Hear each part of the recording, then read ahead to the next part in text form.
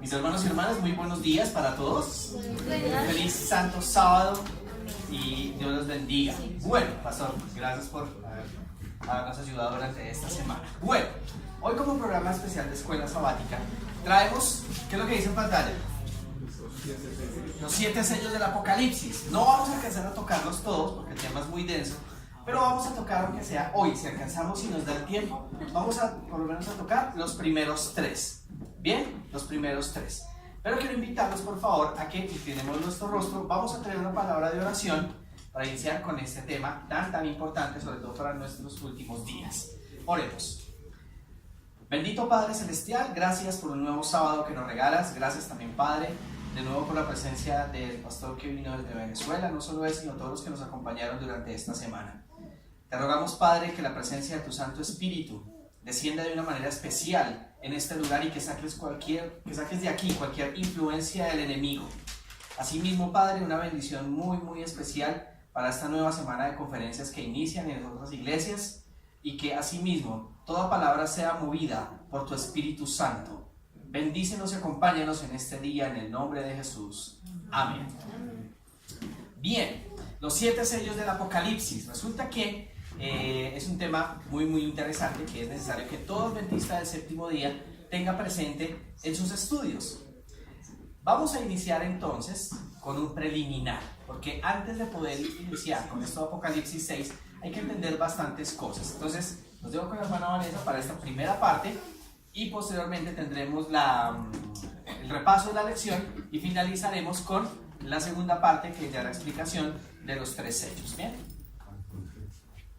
Buenos días, hermanos, feliz sábado para cada uno de ustedes. ¿Cómo nos fue esta semana? ¿Bien? Gracias a Dios, bien, estamos vivos, estamos sanos, estamos aquí una vez más un sábado todos reunidos para alabar su santo nombre. Hoy vamos a comenzar con los 7 sellos, una parte introductoria de los 7 sellos. Pero primero quiero preguntarles, ¿qué tanto ustedes saben de los 7 sellos? ¿Que son 7? Acá me dice la hermana que son 7, ¿qué más? Están en Apocalipsis y están en un rollo, ¿no? Pero vamos a un poco profundizar en los 7 sellos. Pero primero vamos a buscar en Daniel 7:9 a ver qué nos dice.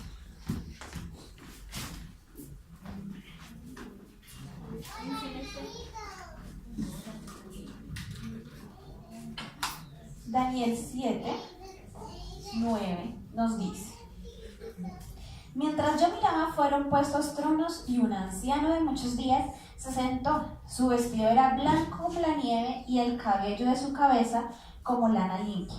Su trono llama de fuego y sus ruedas fuego ardiente. ¿Qué nos dice Daniel 7:9? ¿Quién estaba sentado en el trono? Un anciano de días. Vamos a compararlo con Apocalipsis 4 y Apocalipsis 5. Vamos primero para Apocalipsis 4. Es algo semejante a lo que Daniel 7:9 nos estaba hablando. Apocalipsis capítulo 4 versículo 2. Y dice así: al instante estando yo en el Espíritu. ¿Quién estaba en el Espíritu? No. ¿Quién escribió el libro de Apocalipsis? Juan. Entonces Juan estaba viendo todo, absolutamente todo esto. Vio en el Espíritu, vio un trono en el cielo y uno sentado en él. ¿Quién estaba en el trono? Solo uno. Sigamos leyendo. El versículo 3. El que estaba sentado tenía la apariencia del jaspe y la cornalina. Un arco iris semejante a la esmeralda rodeaba el trono. ¿A quién nos está describiendo aquí? Que solamente uno estaba sentado en el trono, ¿cierto? A Dios. Exactamente. Está describiendo al Padre, a Dios, que estaba sentado en el trono. Vamos para el versículo 4. Alrededor del trono había 24 tronos, y sentados en ellos 24 ancianos vestidos de blanco con coronas de oro sobre sus cabezas. Entonces, ¿qué nos está relatando aquí?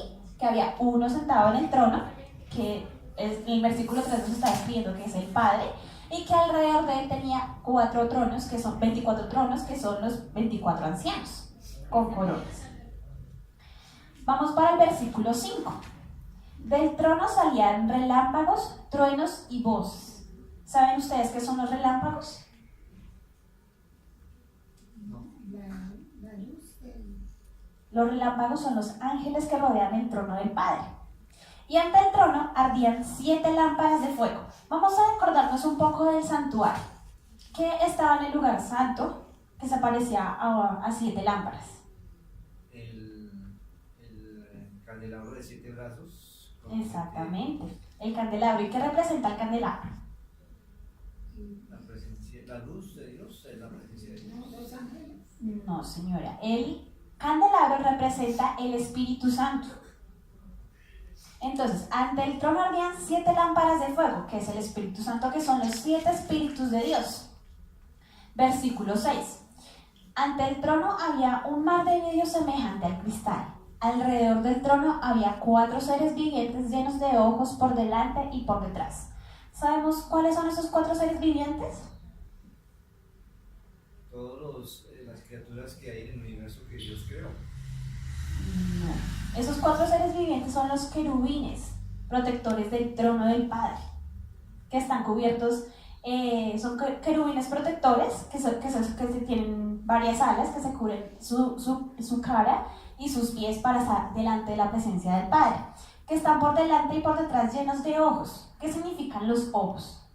Pues que están ahí pendientes, atentos, mirando, están teniendo interés en lo que está sucediendo. Ese es un estudio profundo que hay que tener, son los ojos que tienen esos querubines, porque más adelante en el capítulo 5 también nos habla de 7 ojos con 7 cuernos. Los ojos son entendimiento, inteligencia y sabiduría. Entonces estaban totalmente cubiertos, estaban llenos de conocimiento, sabiduría e inteligencia. Son los querubines protectores que estaban en el trono del Padre, llenos de conocimiento, sabiduría e inteligencia. Sigamos leyendo. El versículo 7. El primer ser viviente era semejante a un león, el segundo semejante a un becerro, y el tercero tenía rostro como de hombre, y el cuarto semejante a un águila en vuelo. Ahí nos está describiendo cómo era cada ser viviente. El versículo 8 dice: cada uno de los 4 seres vivientes tenía 6 alas. Alrededor y por dentro estaban llenos de ojos. Les pregunto a ustedes, ¿qué son los ojos? Los ojos representan inteligencia, sabiduría y Conocimiento. Y conocimiento, exactamente. Y de día y de noche decían sin cesar: Santo, santo, santo es el Señor Dios Todopoderoso, que era, que es y que ha de venir. Es decir, esos 4 seres vivientes estaban cantando al Padre, estaban cantando un himno de alabanza al Padre. El versículo 9. Y cada vez que los seres vivientes dan gloria y honra al que está sentado en el trono y vive por los siglos de los siglos. Versículo 10. Los 24 ancianos se postran ante él que está sentado en el trono y adoran al que vive por los siglos de los siglos.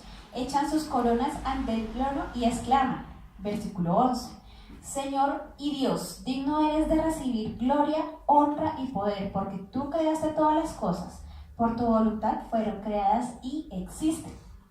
Aquí surge una pequeña pregunta. ¿Cómo fue cada rol de la Trinidad o la Deidad en la creación?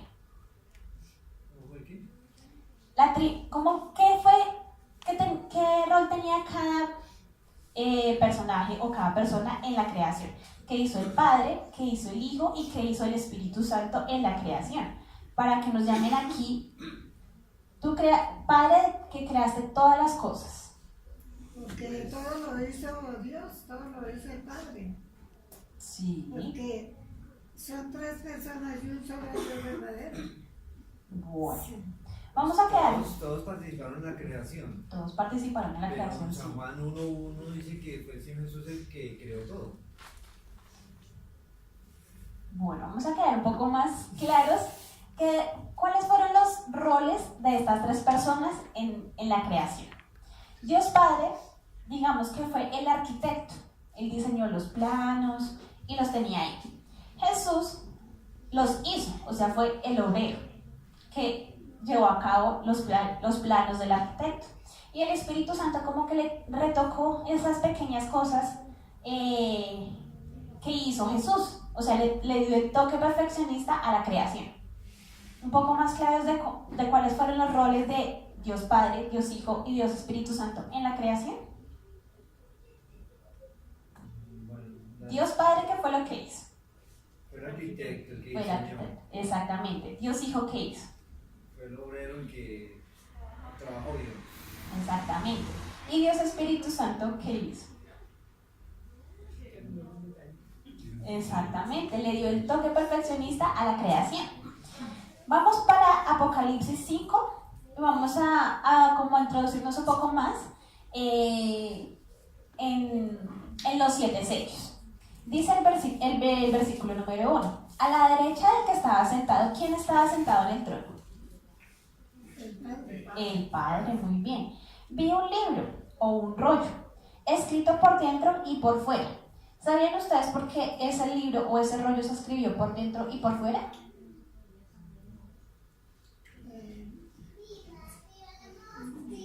Ahí estaban los mandamientos escritos.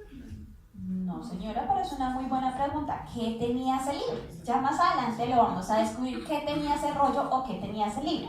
El rollo estaba escrito por dentro y por fuera porque así antiguamente se daba veracidad de lo que estaba escrito en el rollo. Y gracias a eso los romanos le colocaban entre 4 a 7 sellos más o menos para pues quedar totalmente la veracidad del rollo. Sigue diciendo, sellado con 7 sellos. Versículo número 2. Vi también un ángel poderoso que clamaba en alta voz, ¿quién es digno de abrir el libro y desatar sus sellos? O sea que ningún ángel, ni ningún anciano, ni siquiera el mismo Padre era digno de abrir el rollo. ¿Quién entonces podía ser digno de abrir ese rollo? Vamos a seguir leyendo y vamos a comprobar que sí es Jesús. Y ninguno ni en el cielo, ni en la tierra, ni más allá de la tierra, podía abrir el libro ni mirarlo. Versículo 4. Y yo lloraba mucho. ¿Quién lloraba mucho en ese momento? Juan, porque fue el que subió el Espíritu para ver todo lo que estaba pasando en ese momento. Porque no sabía ninguno digno de abrir el libro o el rollo ni de mirarlo. Versículo 5. Entonces uno de los ancianos me dijo, no llores. El león de la tribu de Judá, la raíz de David, ha vencido para abrir el libro y desatar sus 7 sellos. ¿Qué venció Jesús?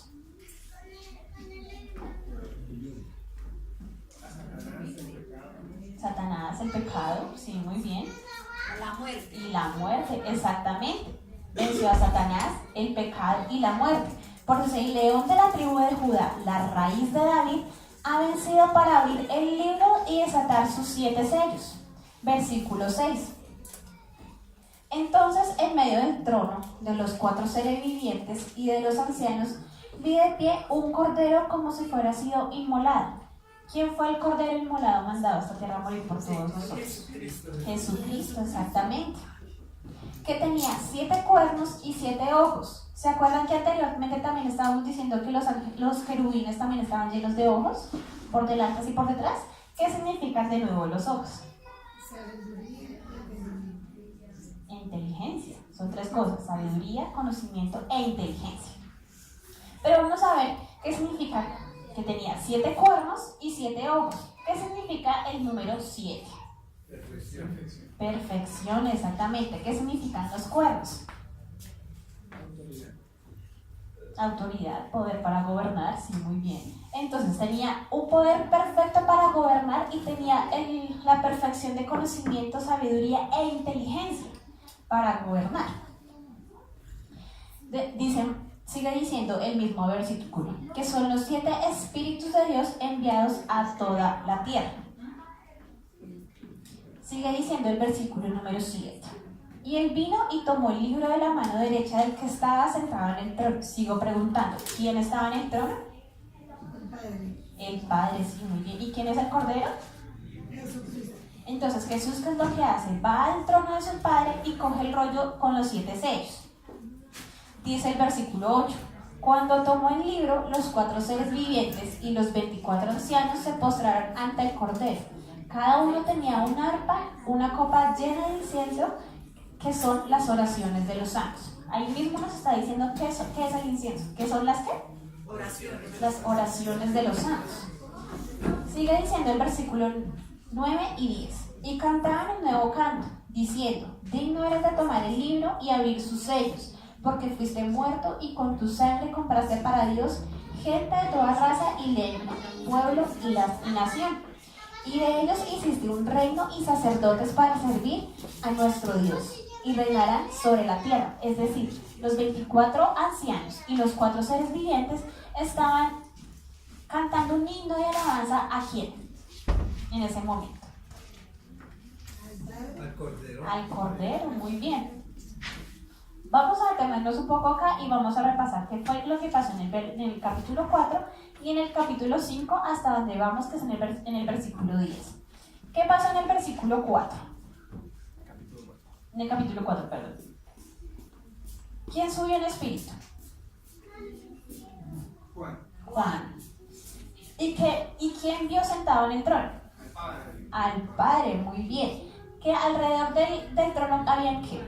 24 ancianos sentados en los 24 tronos. ¿Qué son los relámpagos? Los ángeles. ¿Y qué es las siete lámparas de fuego que estaban ahí en ese momento? El Espíritu Santo. ¿Y los ancianos? Estaban ahí sentados también. Los ancianos son los redimidos de nosotros que tienen coronas. Aunque en realidad hay como tal, hay varias interpretaciones. La más cercana en realidad es que esos 24 ancianos son los representantes de los mundos que no pecaron. Sí, algunos dicen que son los representantes de los mundos que no pecaron, pero otros dicen que a los únicos que se les puede dar corona que realmente han vencido son los redimidos, que también pasaron por tribulaciones. Son dos suposiciones o dos teorías que se tienen en ese momento. Pero pues más adelante tendremos ese estudio para aclarar completamente en realidad quiénes son los 24 ancianos. ¿Y es un número simbólico literal? Simbólico. Todos los números ahí son simbólicos y tienen su significado, como el número 7, el número 12. Todos los números que aparecen en este momento son simbólicos y tienen su significado. ¿Quién aparece más en ese momento? Que son 4 seres vivientes. ¿Qué son los 4 seres vivientes? Y estaban llenos de ojos, por delante y por detrás. Sigo preguntando, ¿qué son los ojos?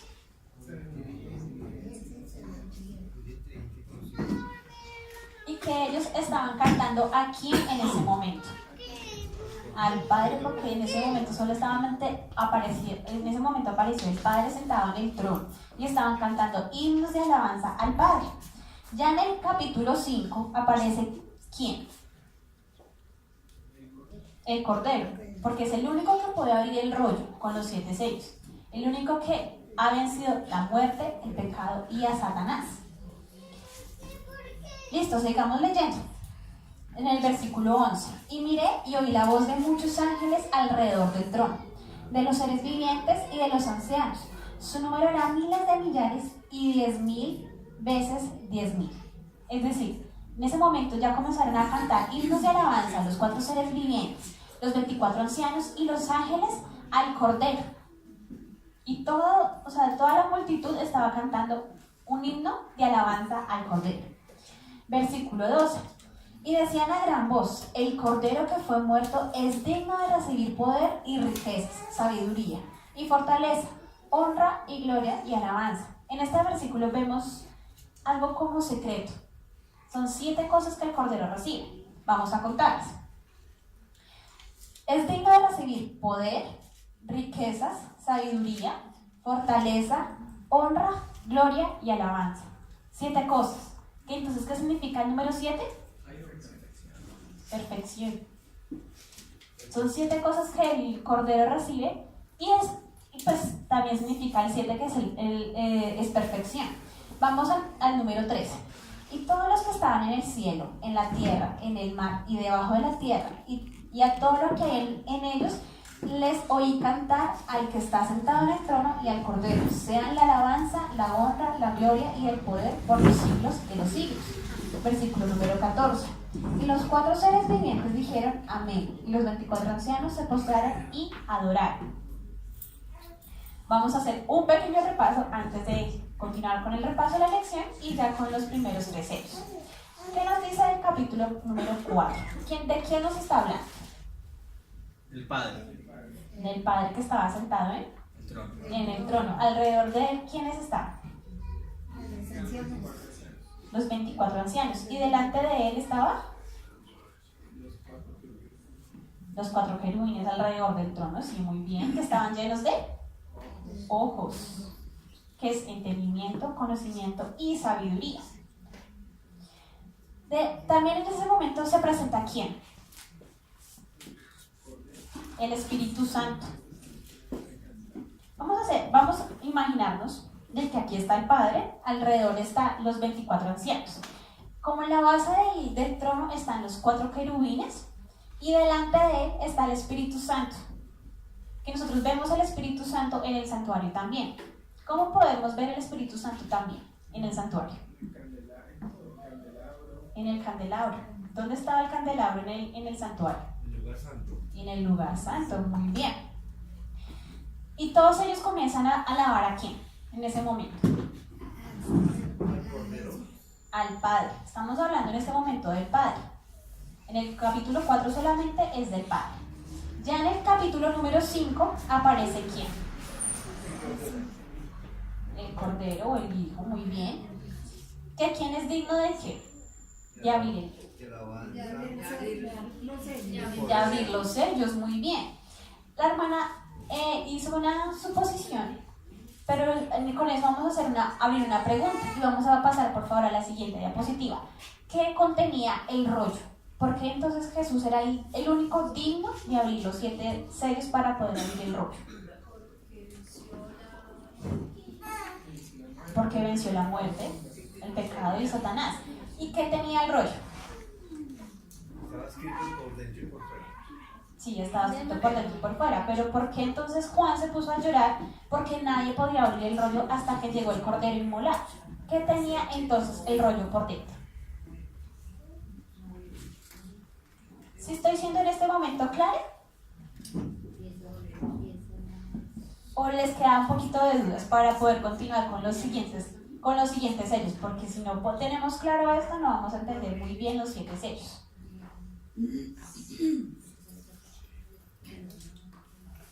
¿Quién estaba sentado en el trono? El Padre. ¿Quiénes estaban alrededor de él? Los 24 ancianos. Los 24 ancianos. Como en la base del trono, ¿quiénes estaban? Son los 4 seres vivientes. ¿Me pasas a la segunda diapositiva, por favor? Aquí en esta. Los 24 ancianos, el Padre y los 4 seres vivientes, que son los querubines. Delante de él estaba el candelabro de 7 brazos o las 7 lámparas, que es el Espíritu Santo. Ya después en el capítulo 5 aparece ¿quién al pie del Padre en el trono? El Cordero. El Cordero, ¿qué es? ¿Qué es Jesús? Lo siento, ¿qué es Jesús? En ese momento, ¿qué tenía en la mano? El rollo con 7 sellos. Porque él es el único que puede abrirlo. ¿Por qué? Porque fue inmolado Fue inmolado. y venció. Fue el único que venció la muerte, el pecado y a Satanás. La pregunta es, ¿qué tenía ese rollo? Los nombres de los redimidos. No. Vamos a pasar a la siguiente diapositiva y vamos a leer qué tenía el siguiente rollo. Allí en su mano abierta yace el libro o el rollo de la historia de las providencias de Dios, la historia profética de las naciones y de la iglesia. Es decir, este rollo tenía la historia de la humanidad, desde que comenzaron a abrirse los sellos hasta que abrirse el rollo. Aquí estaba contenida las declaraciones divinas, su autoridad, sus mandamientos, sus leyes, todo el consejo simbólico del Eterno, y la historia de todos los poderes gobernantes de las naciones. Sigue diciendo, el lenguaje simbólico estaba contenido en ese rollo, la influencia de cada nación, lengua y pueblo desde el principio de la historia de la tierra hasta su fin. Es decir, en ese rollo estaba contenida la historia de la humanidad, como decía anteriormente, desde que comenzaron a abrirse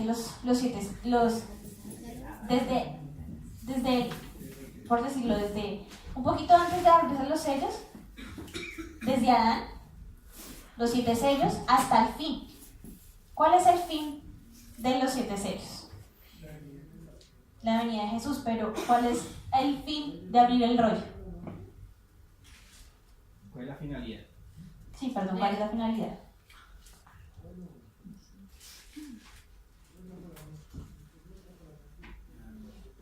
Vamos a saber un poquito más después del repaso a la lección. Pero les quedó claro en este momento qué nos dice Apocalipsis 4 y Apocalipsis 5, en qué contexto estamos ubicados en ese momento. Señora. Eso, Apocalipsis habla sobre los 7 sellos. Sí, señora. Entonces estamos un poquito más claros quién es el Cordero, quién es el Padre, quién está sentado en el trono, quién puede abrir el rollo. Estamos como en el trono celestial. Exactamente. Ya vamos con el repaso de la lección y vamos a hablar de los primeros 3 sellos. Si nos alcanza el tiempo, vamos a hablar de los 3 primeros sellos y dentro de 8 días vamos a hablar de los 4 últimos sellos, para que todo nos quede un poco más claro. ¿Está bien? Listo. Vamos a continuar con el repaso de la lección.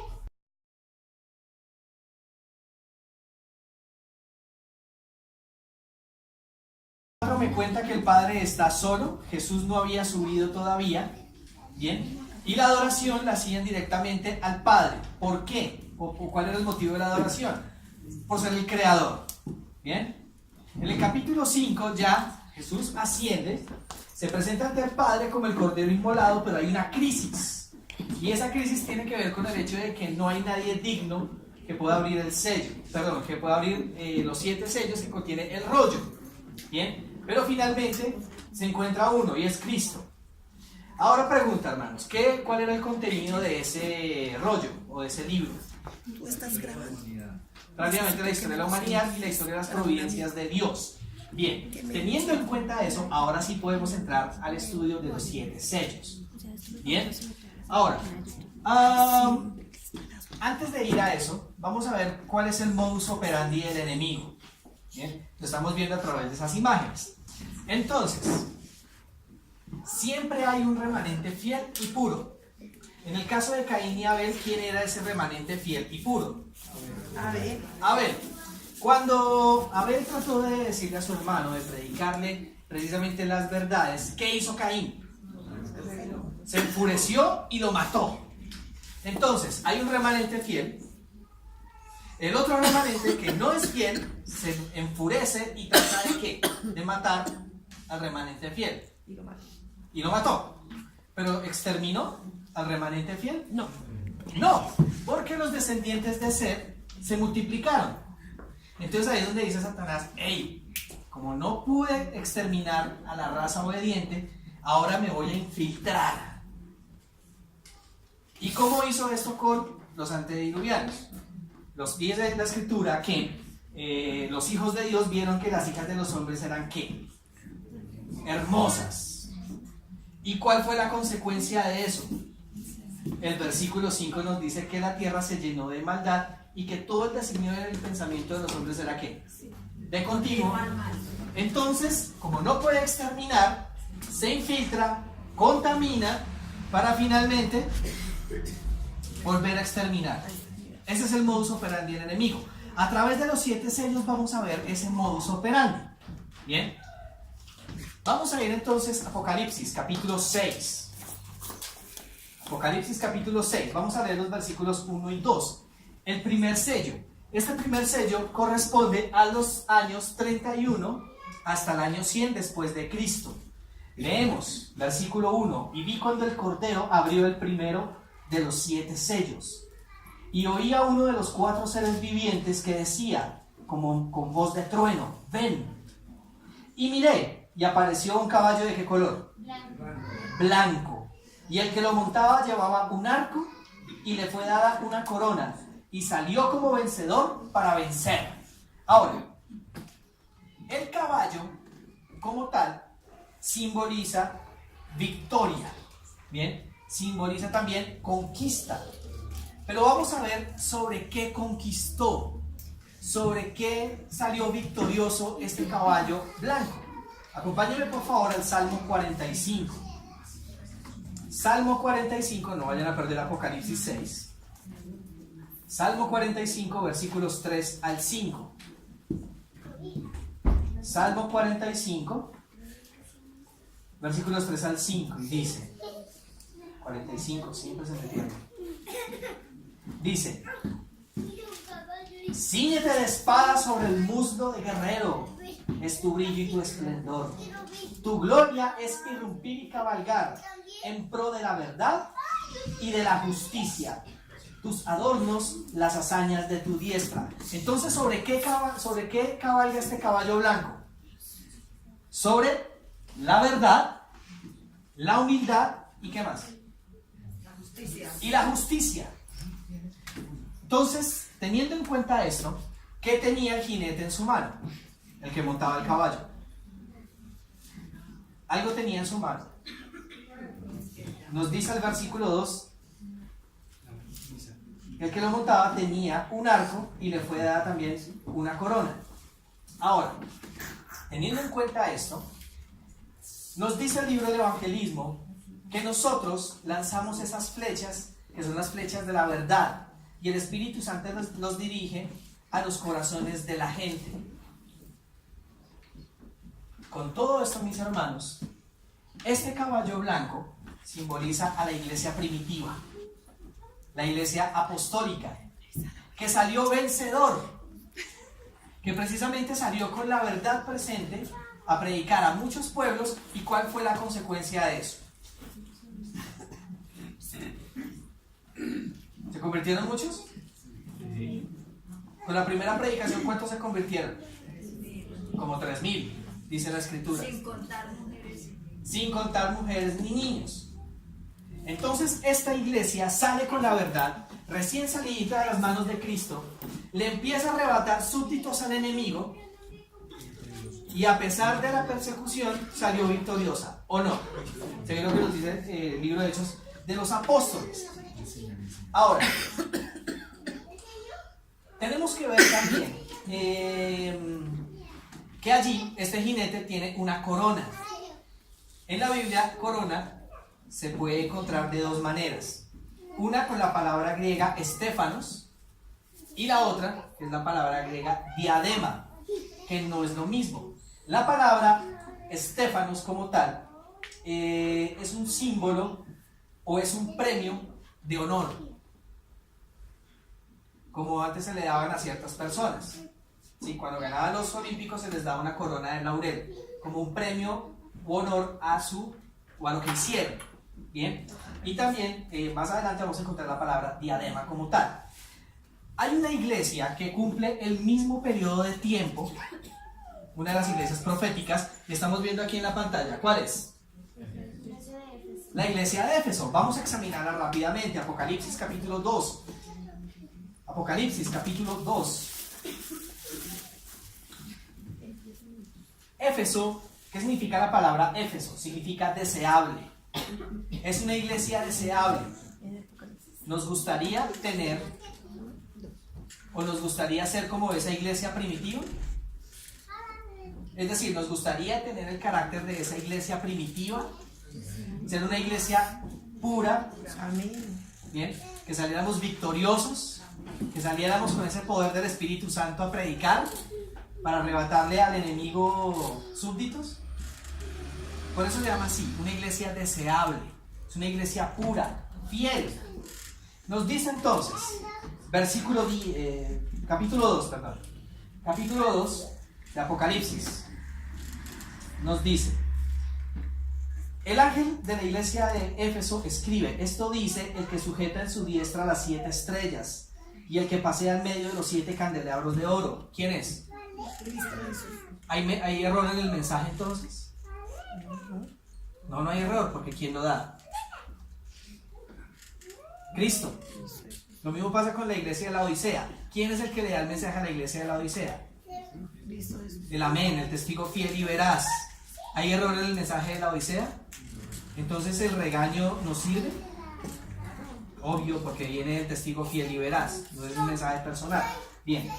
Conozco tus obras y tu trabajo, versículo 2. Conozco tus obras y tu trabajo y tu constancia, que no puedes tolerar a los malos, que pusiste a prueba a los que dicen ser apóstoles y no lo son, y los hallaste mentirosos. Y tienes constancia y fuiste agobiado por mi nombre sin desfallecer. Ahí está el carácter de la iglesia primitiva. Ahí es donde se cumple ese primer sello. La iglesia sale victoriosa precisamente para ganar almas para Cristo. Vamos a leer el versículo que estamos viendo allí, por favor. Colosenses capítulo 1 y el versículo 6. Colosenses capítulo 1 y el versículo 6.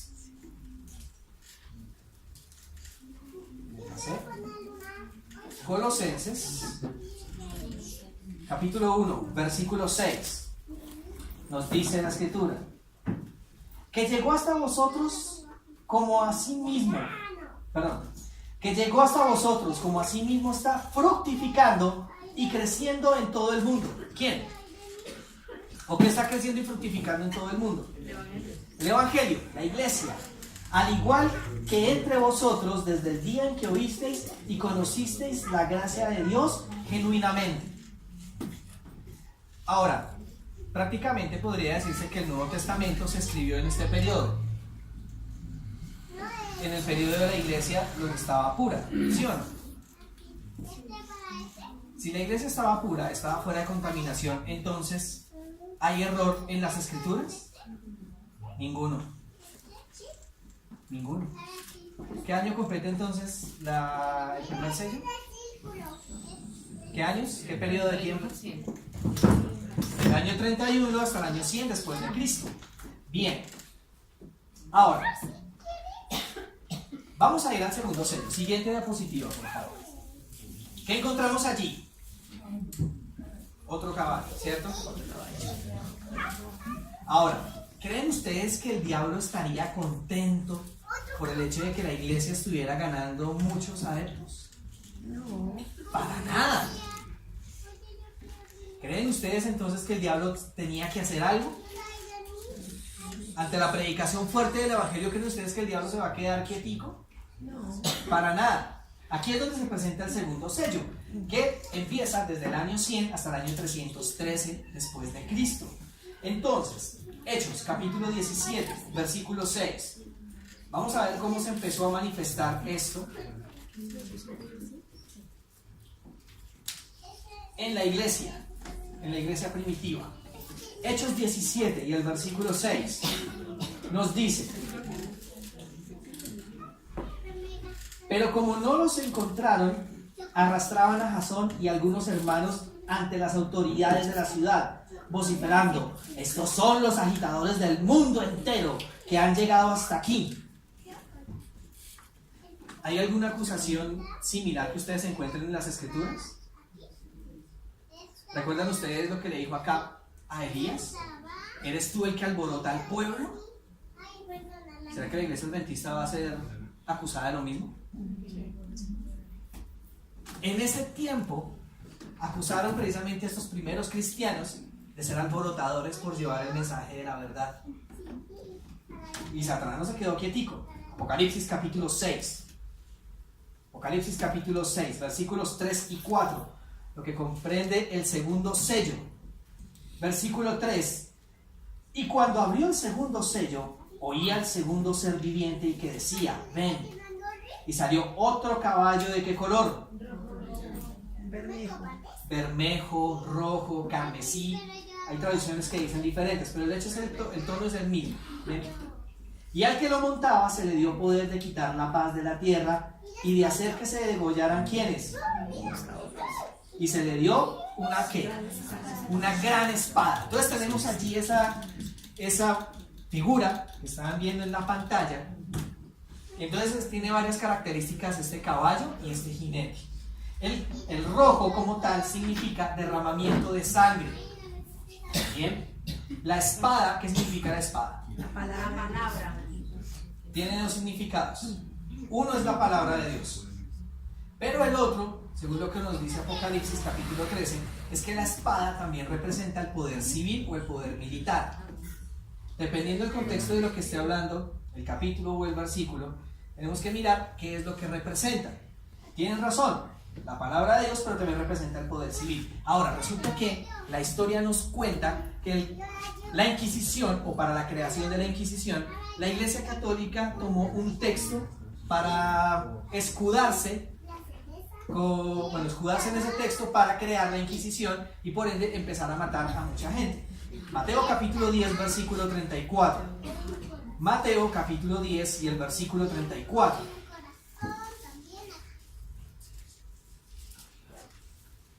Mateo 10:34 nos dice lo siguiente: no creáis que vine a traer la paz a la tierra.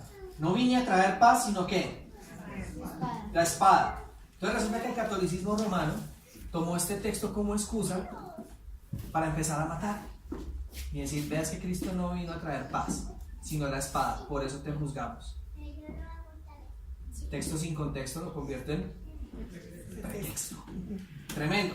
Ahora, teniendo en cuenta eso, vamos a leer el versículo 35. Nos dice: porque vine a enfrentar al hombre con su padre, a la hija con su madre y a la nuera contra su suegra, y serán enemigos del hombre. ¿Los de quién? Los de su propia casa. Entonces, ¿recuerdan ustedes que este caballo viene a quitar la paz? Nos dice en este segundo sello, este caballo viene a quitar la paz y que viene a hacer que se mataran los unos contra los otros. Pero estamos viendo que estos textos que están aquí, que estamos leyendo de Mateo, precisamente la Iglesia Católica lo tomó para hacer todo lo que hizo durante el tiempo de los 1260 años, inclusive antes. Y precisamente cogieron a estos cristianos y empezaron a masacrarlos de las maneras más horrendas y horripilantes. ¿Qué van a suceder al final? Sí, va a volver a pasar. Por eso lo digo siempre, yo no vengo aquí a suavizarles nada, porque va a volver a pasar. ¿Sí? Las máquinas de la Inquisición que vimos en el Museo Nacional, sí van a volver a ser usadas. Las que están en Tunja, en Cartagena, en varias partes. Bien. Ahora, ¿asustados? Recuerden que el que persevera hasta el fin, ¿qué? No nos olvidemos de eso. Bien. Versículos 37 al 39 de Mateo 10. Versículo 37 dice: el que ama a su padre o a su madre más que a mí, no es digno de mí. Y el que ama a su hijo o a su hija más que a mí, no es digno de mí. Quien no toma su cruz y sigue tras de mí, no es digno de mí. Y el que haya encontrado su vida, la perderá.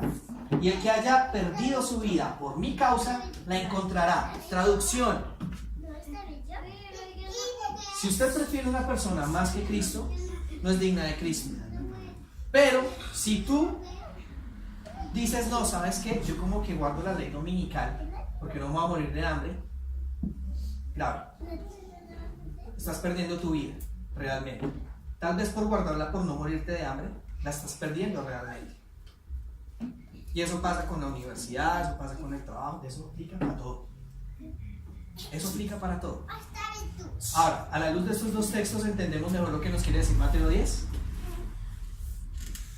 Tiene un significado completamente diferente. Volvamos, Apocalipsis capítulo 6. Versículo 4. Y salió otro caballo de color rojo, bermejo, carmesí o rojo brillante, y al que lo montaba se le dio poder de quitar la paz de la tierra y de hacer que se degollaran unos a otros, y se le dio una gran espada. El caballo rojo simboliza la persecución y el derramamiento de sangre que hubo en contra de los cristianos. Realmente, en ese tiempo se levantan emperadores como Nerón, Decio, Adriano, Calígula, emperadores que hicieron atrocidades con los cristianos. Nos cuenta el conflicto de los siglos, precisamente en el capítulo de la fe de los mártires, que con la invención de los coliseos romanos, precisamente, es que muchos cristianos fueron echados a los leones, otros les colocaban en pedazos de piel o de carne de animales para que fueran destrozados por los perros. Pero esta persecución sucedió durante el Imperio Romano imperial, gracias. Durante el Imperio militar, no el papal, militar. Y esta fue una de las peores cosas que podían haber pasado. Recomendación, Conflicto de los Siglos, el capítulo La fe de los mártires. Este hay que volverlo a leer. ¿Por qué? Porque va a volver a pasar. Va a volver a pasar. ¿Vamos bien hasta ahí? ¿Sí? ¿Vamos bien? Hechos capítulo 12, versículos 1 y 2. Hechos capítulo 12, versículos 1 y 2. Alguien que me ayude a leerlo, por favor.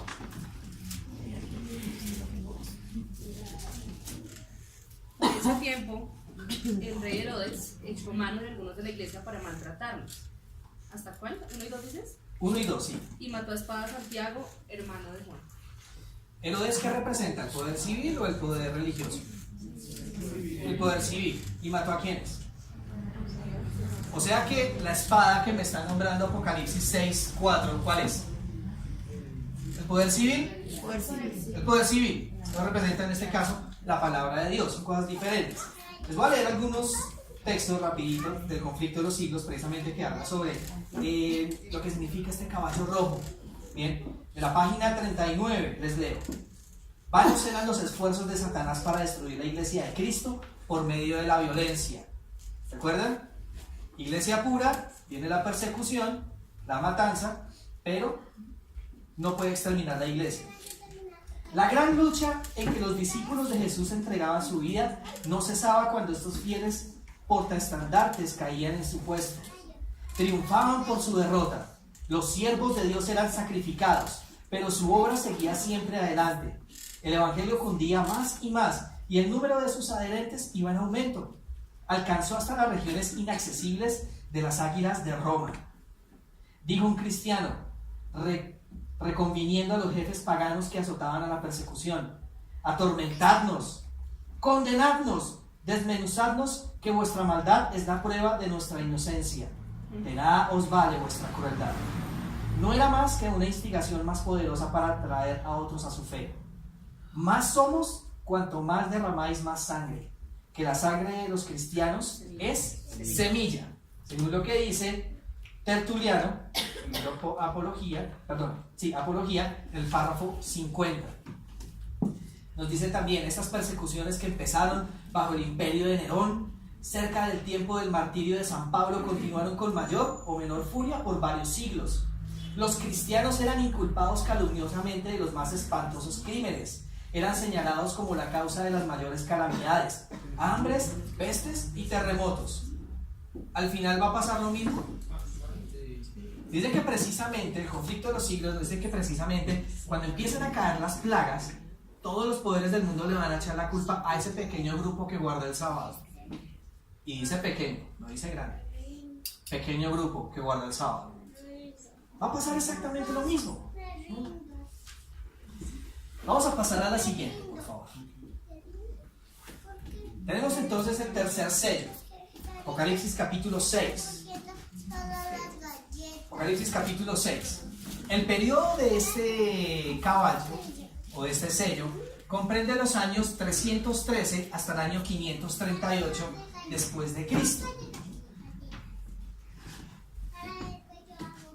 ¿Cuál es la tercera etapa del modus operandi del enemigo?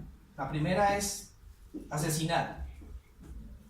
La segunda es persecución. ¿Sí? Bueno, persecución, asesinar. Y la tercera, vamos bien, infiltración. Entonces, aquí es en este año, en el 313, cuando se levanta uno de los emperadores que más daño hizo a la iglesia, Constantino. La idea de los grandes templos viene de él, entre otras cosas, de la mamá de él, Santa Elena. Bueno, Santa Elena. Sí, hay que hacer la aclaración. Entonces, precisamente como el enemigo no pudo exterminar a los cristianos con la persecución de la Roma imperial, entonces ahora viene la infiltración. vamos a levantar un emperador que diga que es cristiano. Entre comillas, porque en realidad toda la vida Constantino fue pagano. Hasta el momento de su muerte fue que aparentemente se convirtió, pero siempre fue un adorador del sol. Eso no cambió. Bien, eso no cambió. Ahora, Constantino empieza con palabras halagadoras. Ya no los vamos a perseguir más, porque ahora yo soy cristiano.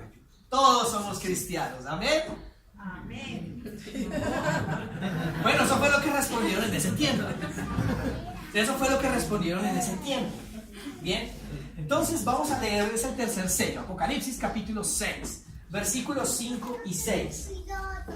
Y cuando abrió el tercer sello y oía el tercer ser viviente, decía, ven, y miré. Y apareció un caballo de ¿qué color? Negro. Y el que lo montaba tenía una balanza en la mano. Y como oí una voz en medio de los 4 seres vivientes y decía, una medida de trigo por un denario, y 3 medidas de cebada por un denario. Pero el aceite y el vino, ¿qué?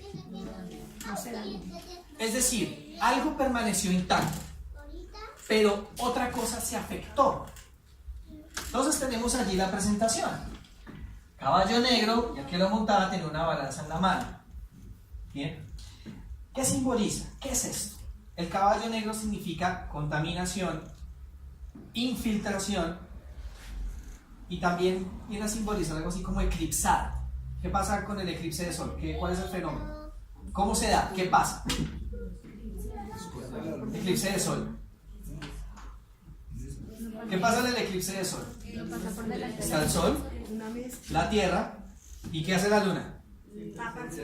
Y así serán las 10 de la mañana si tenemos un eclipse total, que aquí en Colombia no he visto el primero, pero si tuviéramos un eclipse total de sol visible en nuestro país, ¿qué pasaría si fueran las 10 de la mañana?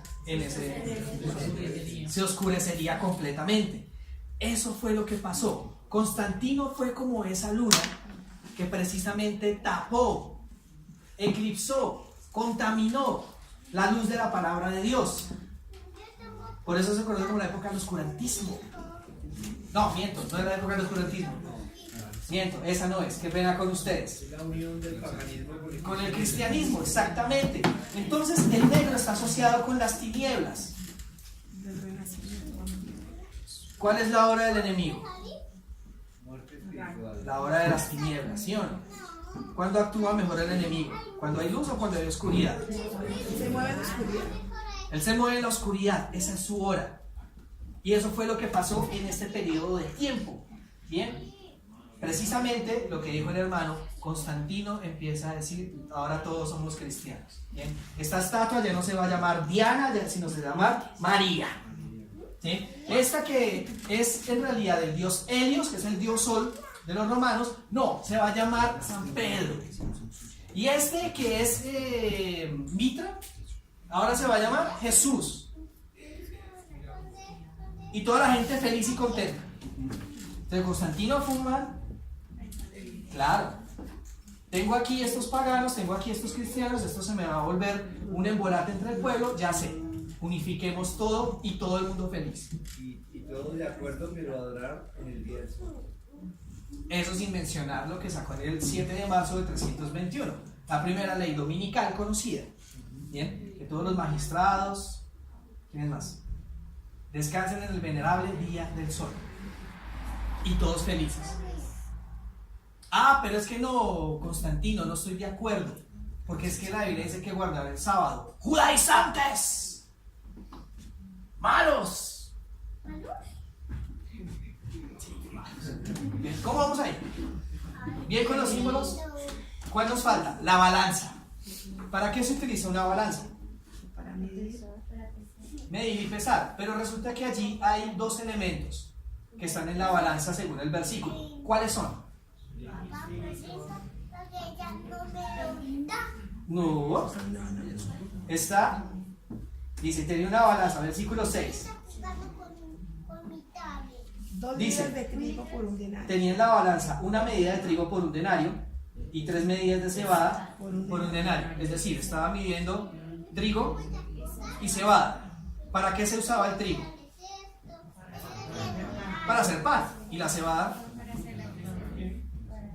también. No era para hacer cerveza. La cebada también se utilizaba para hacer pan. Pero resulta que el trigo era usado por los estratos 4 para arriba. ¿Bien? Pero la cebada la usábamos los que estamos de estratos 3 para abajo, porque era lo más baratico. Sin embargo, ¿cuál era el lío acá? El lío era que estos dos productos estaban carísimos. Un denario era como el salario de un día. ¿Cuánto está el salario mínimo? Los que saben de matemáticas. Si dividiéramos eso por 30 días, ¿cuánto nos daría el día de trabajo? Como 50 y pico. 780 y algo, creo que es. Si eso lo dividiéramos por 30 días, ¿cuánto nos daría el día de trabajo? 26.000. Imagínense ustedes. Ok, ahora, 2 medidas eran 2 libras. Por lo tanto, 3 medidas son 3. Entonces, imagínense ustedes que 2 libras de trigo costaron 26.000 pesos. Carísimo. Pero resulta que esas 2 libras alcanzaban para una persona por día. Y para un hombre que tiene una familia de 4, solo le alcanza por 1 libra. Imagínense comer 4 o 5 personas 1 libra de arroz. Quedan con hambre, ¿sí o no? Así era la situación. Sí, tal vez podemos decir, sí, es tal vez lo que pasa en Venezuela. Algo así. La escasez hace que el producto se ponga caro. Ahora, ¿qué era realmente la escasez? ¿Qué significa el pan? No solo de pan vivirá el hombre, sino La palabra de Dios. si Constantino llegó a eclipsar la palabra de Dios, ¿había abundancia de la palabra de Dios? Había escasez. ¿Sí o no? Había escasez de la palabra de Dios. Ahora, ¿qué era lo que había en la mesa de los panes de la mesa de la proposición? 12 panes. Los 12 panes. ¿Cierto? ¿Qué más había allí?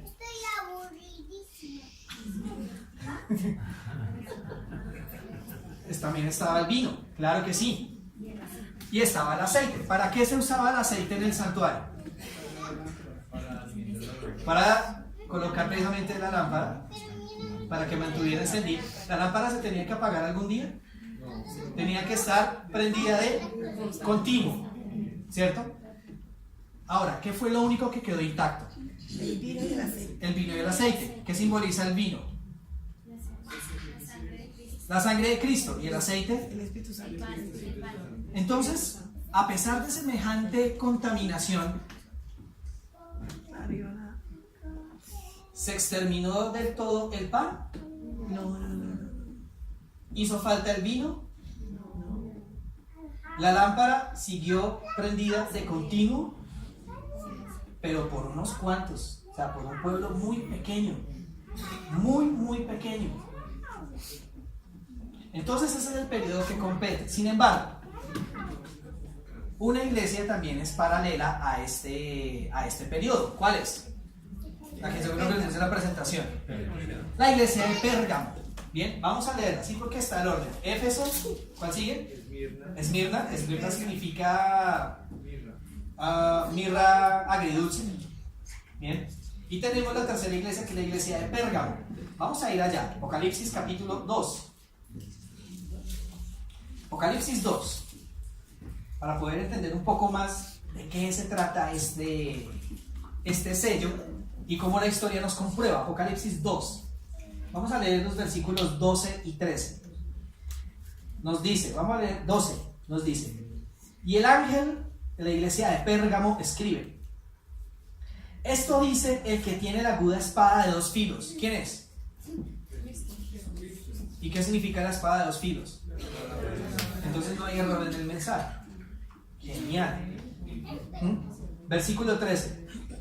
Conozco dónde moras o dónde vives. Allí está el trono de ¿quién? De Satanás. Tremendo. ¿Dónde se instaló el trono de Satanás? En la iglesia. ¿Quién dice este mensaje? Jesús. ¿Puede haber error? No. Dice: conozco dónde vives y allí donde está el trono de Satanás. ¿Mantienes firme mi nombre? ¿Ellos negaron ser cristianos? ¿Constantino negó ser cristiano? Entonces nos damos cuenta que el peligro no es que venga aquí una teoría así no crean en Dios. El peligro está en que alguien se presente así, aquí como cristiano, pero presentar a Dios de una manera falsa. El peligro está en que venga alguien aquí a presentarse como adventista, a traer cosas raras. Oración contemplativa, oración repetitiva y por laberintos. Ojo con eso. No digo más. Sigue diciendo: mantienes firme mi nombre y no negaste mi fe, ni en los días de Antipas, mi testigo fiel, que fue muerto entre vosotros, ahí donde mora ¿quién? Satanás. Ahora, teniendo en cuenta esto, vamos a ir a Apocalipsis capítulo 13. Apocalipsis 13, versículo 2. Apocalipsis 13, ¿de quién nos habla? De la bestia. ¿Y qué significa bestia? Un reino, muy bien. Para entender los símbolos bíblicos debemos dejar que la Biblia nos diga qué son esos símbolos. No tenemos que ir a otro lado. Si queremos saber qué es bestia, vayamos a Daniel 7. Y allí nos dice clarito en el versículo 23, en el versículo 17. Esta bestia es un rey. Bueno, versículo 2 nos dice, Apocalipsis 13, versículo 2. La bestia que vi era semejante a una pantera y sus patas eran como de oso y su boca era como de león. Y el dragón le dio, ¿qué? Su trono y su autoridad. Esto que estamos viendo aquí, esta parte que estamos viendo aquí, en esta parte de la iglesia, este es el dragón, que después le va a dar su autoridad a la bestia, es decir, el imperio militar, o el imperio, bueno, sí, el imperio romano, el militar, le da su poder ¿a quién? Al imperio papal. Al imperio papal, que precisamente eso es lo que habla el siguiente sello, pero no lo vamos a alcanzar a ver hoy, vamos a ver dentro de 8 días. Entonces, invitadísimos, desde las 9:30 de la mañana. Ahora, capítulo 2 de Apocalipsis, versículo 14, son daticos que debemos tener en cuenta, chiquitos. Capítulo 2, versículo 14. Hablando de la misma iglesia y hablando del mismo periodo del tercer sello, dice: pero tengo algo contra ti, que tienes ahí a los que mantienen la doctrina de ¿quién? De Balaam. De Balaam, el que enseñó a Balaam a poner tropiezo a ¿quiénes? Entonces, ¿para qué se mete Satanás en la iglesia? Para poner tropiezo, para contaminar la iglesia. ¿Somos exentos de eso? No, no somos exentos. No somos exentos. A comer del inmolado o sacrificado a los ídolos y a fornicar. Bien. Ahora, si queremos entender la doctrina de Balaam, ¿a dónde tenemos que ir? Tenemos que ir a la Biblia, claro que sí. Al libro de Números, muy bien, hermana. Resulta que en Números, desde los capítulos 22 hasta el capítulo 25, me muestra exactamente qué fue lo que hizo Balaam con el pueblo de Dios. En resumidas cuentas, les voy a hacer un pequeño resumen. Podemos ir al capítulo 23. Capítulo 23 y luego al capítulo 25. Pero así a grosso modo resulta que Balaam quería maldecir al pueblo de Israel, pero no podía hacerlo. Y resulta que solo salían bendiciones para el pueblo. Entonces, una vez, dentro de uno de esos días, resulta que Balaam se introduce en el pueblo para contaminarlo. Y cuando contaminó, vino la apostasía. Y cuando vino la apostasía, vino una gran mortandad. Vamos a leer capítulo 25 de Números. Les queda tarea leer Números 23 hasta el capítulo 25, para que puedan ver exactamente a qué se refiere la Biblia o Apocalipsis con lo de Balaam. Números 25, versículos 1 y 2 dice: Israel, bueno, vamos a ver un poquito de tiempo. Números 25, ¿todos? Dice, versículo 1 y 2 dice: Israel se estableció en Sitim, y el pueblo empezó ¿a qué? A fornicar con las hijas de Moab. Fornicar con las hijas de Moab. ¿Los moabitas eran cristianos? No, Para nada. paganos. Eran paganos. ¿Será que fue lo mismo que pasó en Génesis 6? Cuando los hijos de Dios vieron que las hijas de los hombres eran bonitas. Infiltración, contaminación. Versículo 2. Estas invitaron al pueblo a los sacrificios de sus dioses. Y el pueblo comió y se postró ante ¿quién? De sus dioses. Contaminación, eclipse, oscuridad, se oscurece o se tapa la palabra de Dios, y ahí es donde viene la consecuencia. Versículo 9. Los que murieron por el azote fueron 24,000. A raíz de la apostasía, Dios retira su presencia, y cuando Dios retira su presencia, ¿qué pasa? Satanás llega a hacer lo que mejor sabe: a matar, aniquilar. Entonces estamos viendo ese modus operandi de lo que hace el enemigo. Vamos a terminar. ¿Qué pasó? Apenas alcanzamos a dar los 3 sellos increíblemente. Bien, vamos a leer algunas citas del Espíritu Profecía. Conflicto de los siglos. El capítulo que narra toda esta era de oscuridad, vamos a llegar a... que narra toda esta oscuridad, es una era de tinieblas espirituales. Les recomiendo, léanlo. Allí hay una ampliación muy grande del sello. Dice en la página 48: el espíritu de aveniencia y de transición fue coartado por algún tiempo por las terribles persecuciones que sufriera la iglesia bajo el régimen del paganismo. Mas habiendo cesado la persecución y habiendo penetrado el cristianismo en las cortes y los palacios, la iglesia dejó a un lado la humilde sencillez de Cristo. ¿Qué pasa entonces cuando nos aliamos con los poderes civiles? La iglesia deja la humildad de Cristo. Grave. La iglesia dejó a un lado la humilde sencillez de Cristo y de sus apóstoles por la pompa y el orgullo de los sacerdotes y gobernantes paganos, y sustituyó los requerimientos de Dios por las teorías y tradiciones de los hombres. Entonces traer tradiciones de los hombres a la iglesia es bueno. No. Que para traer a los jóvenes traigamos cosas de allá. No. Ahí está el peligro. Dice en la página 49. Sí, 49.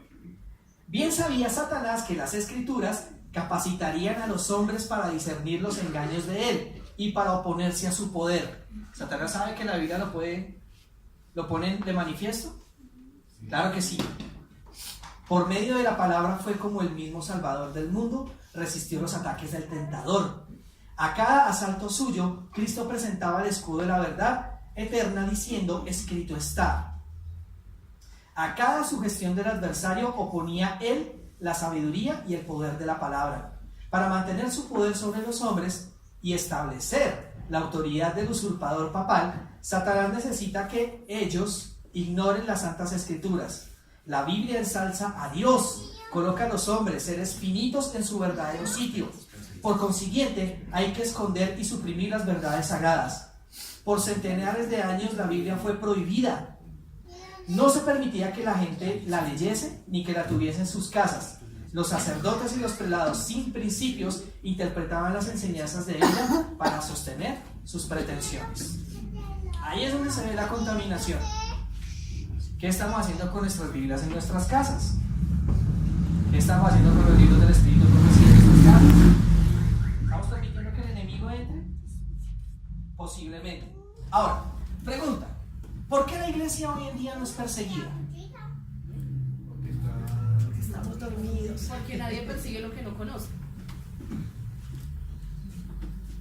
¿Alguna otra opinión? ¿Por qué la iglesia no es perseguida? está dormida. Y no estamos haciendo lo que tenemos que hacer. Estamos viviendo igual que el mundo. No es el tiempo, porque no ha llegado la ley dominical. Son otras razones que se dan. Vamos a ver qué dice el Espíritu de Profecía con respecto a esto. Página 45 del Conflicto de los Siglos. Otro asunto hay de más importancia aún, que debería llamar la atención de las iglesias de hoy en día. El apóstol Pablo declara que todos los que quieren vivir piamente en Cristo Jesús padecerán persecución. A lo que el Espíritu de Profecía dice la siguiente pregunta: ¿por qué entonces parece adormecida la persecución en nuestros días?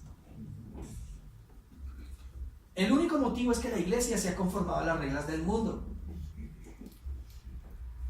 y por lo tanto no despierta oposición. La religión que se profesa hoy no tiene el carácter puro y santo que se distinguiera a la fe cristiana en los días de Cristo y sus apóstoles. Si el cristianismo es aparentemente tan popular en el mundo, ello se debe tan solo al espíritu de intransigencia con el pecado, a que las grandes verdades de la palabra de Dios son miradas con indiferencia y a la poca piedad vital que hay en la iglesia. Revivan la fe y el poder de la iglesia primitiva, y el espíritu de persecución revivirá también, y el fuego de la persecución volverá a encenderse. Ahí están las razones. La iglesia, cuando en realidad se ponga, o nos pongamos, porque me incluyo, de los cuales soy el primero, nos pongamos en el papel que tengamos que colocarnos, la persecución vendrá solita. No es que la busquemos, sino que vendrá solita. ¿Claro los tres sellos? Bien, iglesia pura. La iglesia pura gana adeptos, gana seguidores, se manifiesta la persecución, pero cuando no pueden acabar con el cristianismo, entonces Satanás se infiltra para contaminar. Todo es una secuencia. De hoy en noche no se pierden los demás sellos. Bien, porque vamos a tener un estudio bien interesante sobre eso. Vamos a terminar, coloquémonos de pie, una palabra de oración para despedirnos también de este lugar y cantar también al finalizar el himno de pie cristianos. Vamos a orar. Eterno Padre Celestial, gracias por el alimento espiritual recibido en este día. Gracias también, Señor, porque a través de tu palabra y a través del Espíritu de Profecía nos hablas verdades claras que necesitamos para este tiempo. Te pedimos que bendigas a estas dos bellas iglesias que se han unido hoy en pos de ti para adorarte, la iglesia de Inglés y también la iglesia del Camino. Señor, te rogamos que nos ayudes para que pronto este templo y también Adra no den abasto para la cantidad de personas que han de venir por el testimonio que vamos a dar, que tenemos que ir a dar. Por favor, Padre, llénanos con tu Espíritu Santo, bendícenos, perdónanos por nuestros pecados y acompáñanos de camino a casa. Bendice también los alimentos que vamos a consumir y también gracias, Señor, porque todo lo provees, todo lo haces, tu Padre eres todo. Bendícenos en el nombre de Jesús. Amén, Señor. Amén.